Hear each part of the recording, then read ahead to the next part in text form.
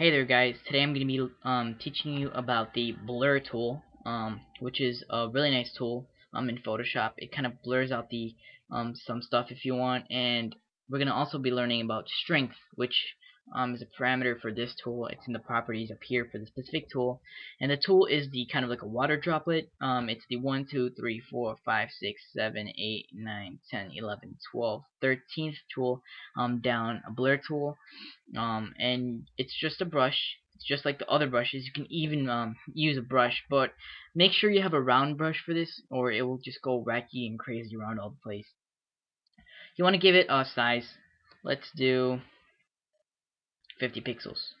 Alright, and the strength is how strong you want it to blur, and it's not really that uh, hard of a concept to understand. It's pretty much really simple.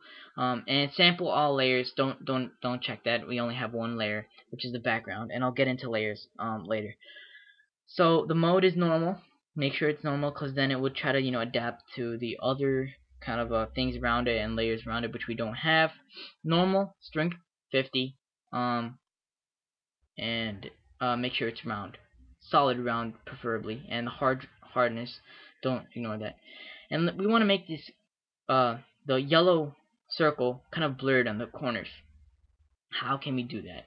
Now go to the edges, just go around with the blur tool, and we can just keep going around and around, and each lapse it's going to get blurrier and blurrier and blurrier. Now this might take a real long time. Now let me, for you can keep that, but let me undo that myself. Control Alt Z, and I can max out the strength, and it would be way more effective for me to do that. As you can see, it gets blurrier much quicker than going around in the same amount an amount of times.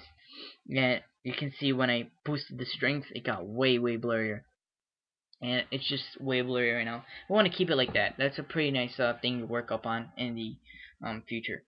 So this is pretty much our tutorial with the blur tool. There are in the following tutorials we're going to be focused on a couple of little more tools. Then we're going to be going into layers and way more advanced things. So I hope you like this tutorial, and keep watching the rest and enjoy.